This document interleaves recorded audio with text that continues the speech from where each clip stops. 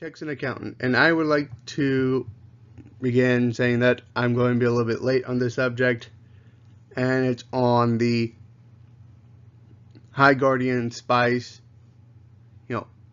trailer, and Crunchyroll releasing it, and what my thoughts are, and the business reasons are, and as well as the political reasons as to why the show is getting made. If you don't know yet, the show High Guardian Spice is a show being licensed by Crunchyroll, and the trailer had told us nothing about what the show is actually going to be.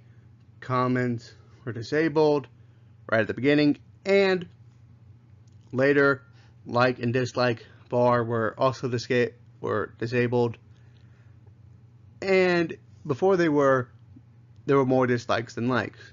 And I'm just going to go over the business reasons as to why Crunchyroll, a anime streaming site, would ever license a Western style cartoon.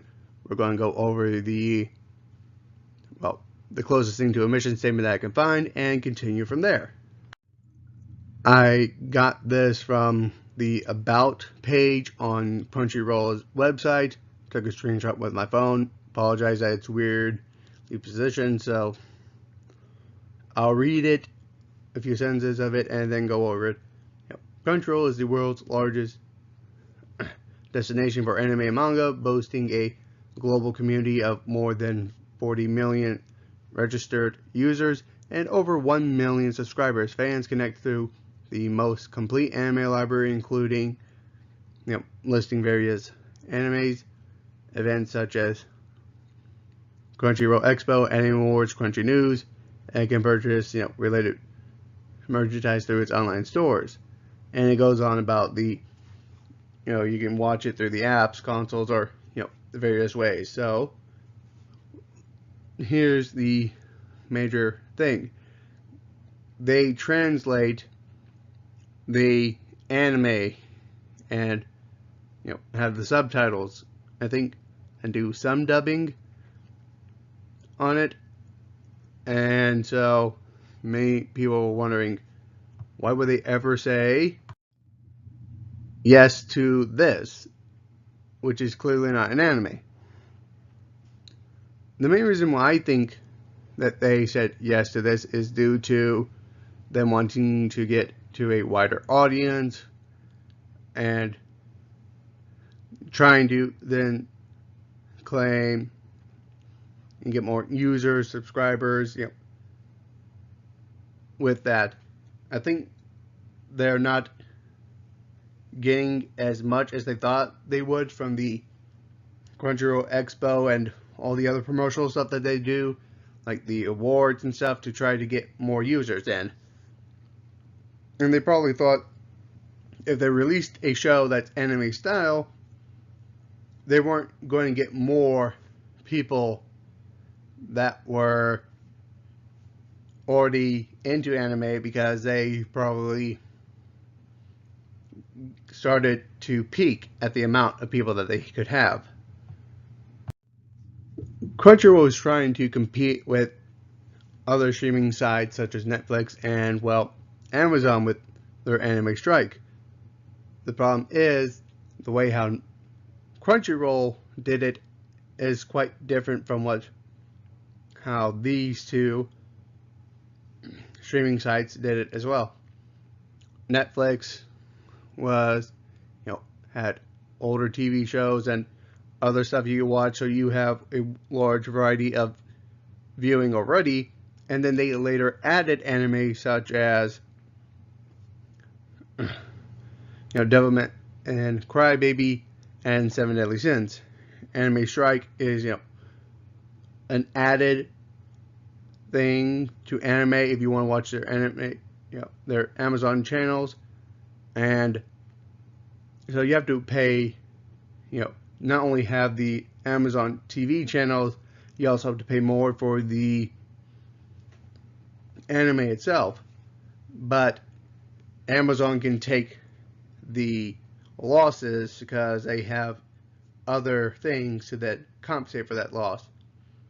Crunchyroll, on the other hand, went directly into the very niche market and didn't start off with a wider one that then narrowed down to niche to then providing more to niche, which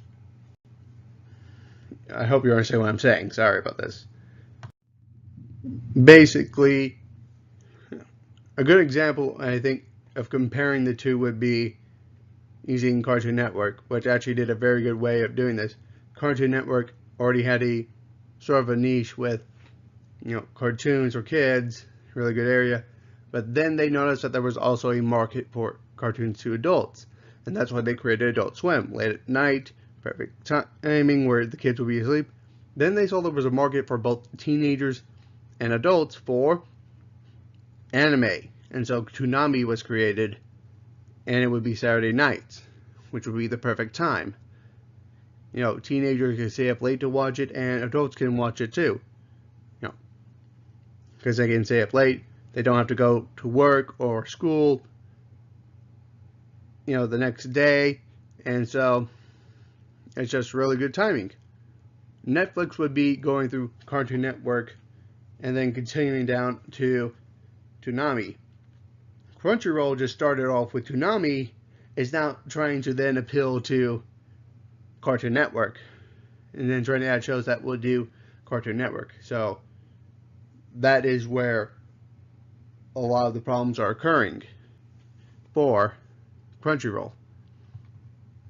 And I think there are also some other business problems that exist.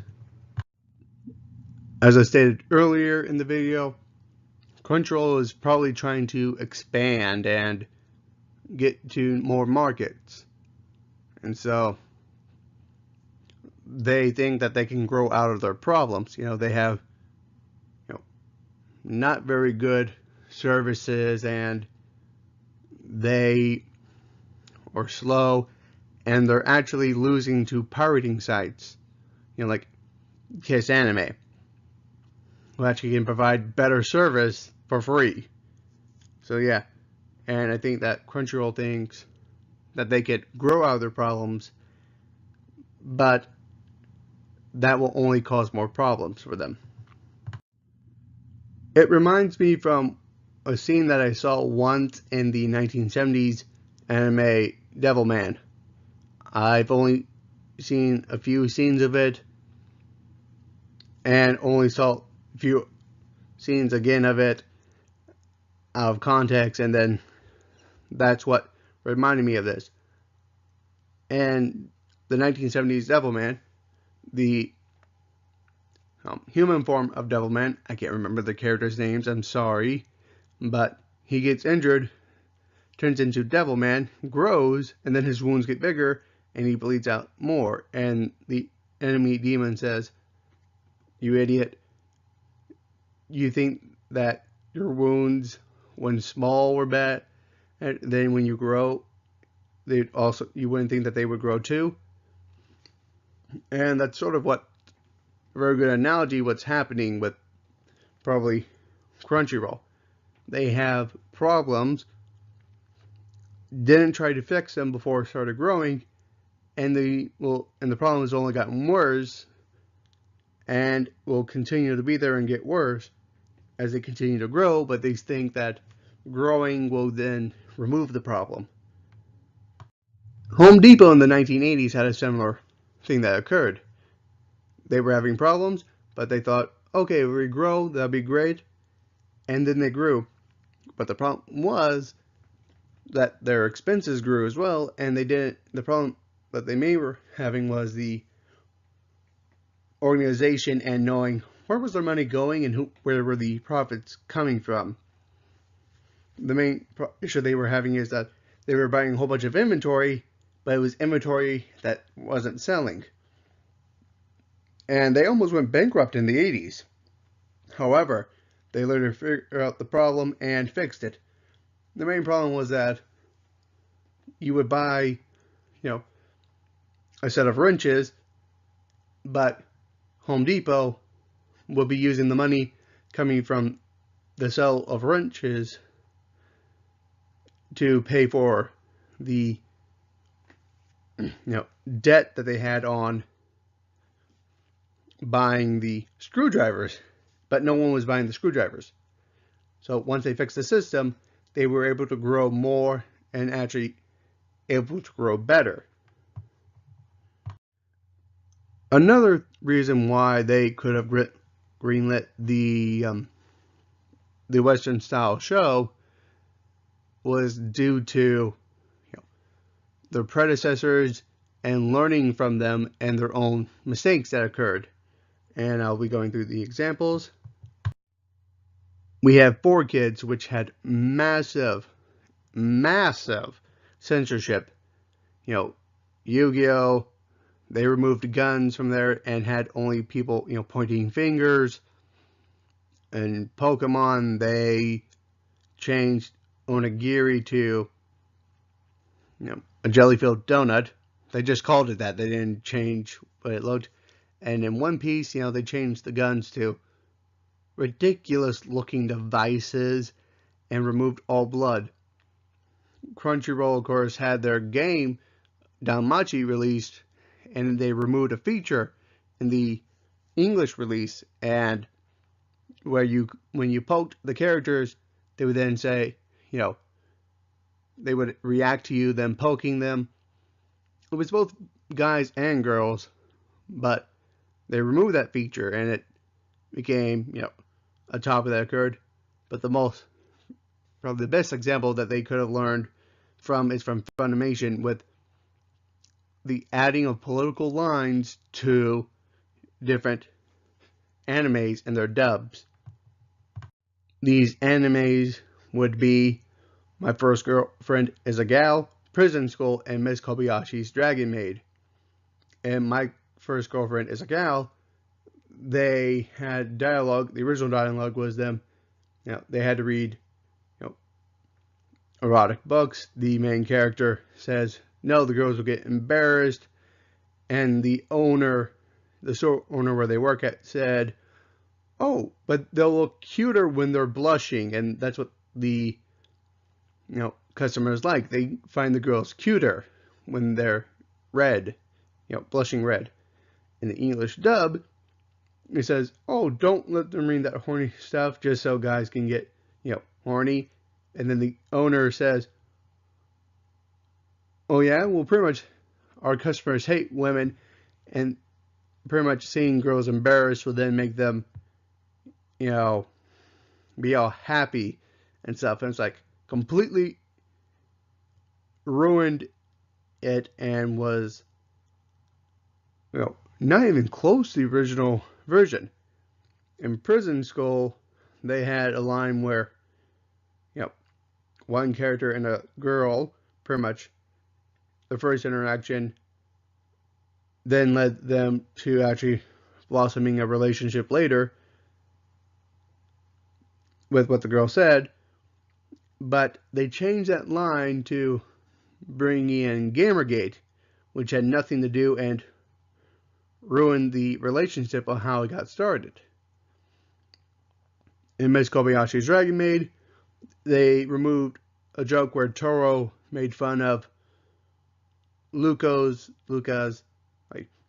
giant boobs, and to one about patriarchy, and it just really was not. It changed the meaning of the jokes, and the fans were not happy with this. Neither were the Japanese studios and creators. I think with Prison School and I think My First Girlfriend is a Gal, I think the Japanese studios threatened Funimation, saying that they would never send anything back to them if they ever do that again. Edit it to add political stuff where it wasn't needed or necessary. And so Crunchyroll could have learned from this, because Funimation and Crunchyroll had a partnership together, and they could have learned saying from Funimation that if they change the meaning of the jokes or anything in them to political stuff, that it would not go very well. And so Funimation probably figured that it would be best to just license their own shows and have whatever political stuff that they want, because they're the ones that get to choose what they want in there. The main reason why I think that is one of the main reasons is because, well, in Output Bin's video of Bargain Bin Little Witch, he states that we've known for years that Crunchyroll has had a certain ideological political leaning, and, well, that is very true. We can see that in their news articles and stuff like that. And I think that since they can't do anything about the shows that they have, with the translation, that they could then attempt to bring their own stuff on and then push their, the political leanings that way. Another thing that I think is why they want, to have the show is to then, not only to push their political leanings, with High Guardian Spice. I was about to say High School of the Dead. But, but since they have shows like High School of the Dead and, Keicho here, they're pretty much not liking that they have these shows, but also not liking that they can change anything to them, that they can't do that. And so they are, creating the shows like High Guardian Spice to then state, look, we have diversity here, here, here. Ignore the High School of the Dead and the Keichos and all that, and all the fan service stuff that we have. Ignore that, ignore that. We have diversity, and trying to get those points. So they're trying to have both sides of it, and I think that it's not working very well at all, because it's angering the fans, who state, hey, Crunchyroll, you stated that you support the anime industry. Why are you trying to bring on stuff that isn't anime? And it's making it very, very hard for them to keep the fans. So they're trying to either replace the fans that are leaving now, or going to be leaving because of stuff, and it's just going to end badly, in my opinion. It always does. In my opinion, I think that Crunchyroll should have gotten the license to create the second season to the 2011 Thundercats reboot. It would appeal to anime fans because it's anime style inspired. It would then, there's a massive demand for, the second season of the show. And they will have been able to get more viewers that way, people coming on. And it was a way of getting the foot into the Western animation industry. Is to slowly move over. That's what they should have done. They tried to move over too quickly, and they are now feeling the backlash of trying to go against their own statements of what they are all about, their mission statement of supporting the anime industry. I want to say thank you for watching. If you have any ideas on this, while you make any comments on what's happening with Crunchyroll, please leave a comment down below. I'm sorry, there's a dog barking, and I don't know if you've been hearing that throughout the video. I apologize, and, well, again, I'm sorry. And I hope you liked the video Leave a like if you did. Put down a comment on your thoughts. And I'm sorry about being inconsistent with my content and having a new job and still getting into the rhythm of it and still, trying to keep up with my other accounting stuff with studying and stuff like that. Sorry. It's just been very hectic and busy. So again, thank you for watching and have a nice day.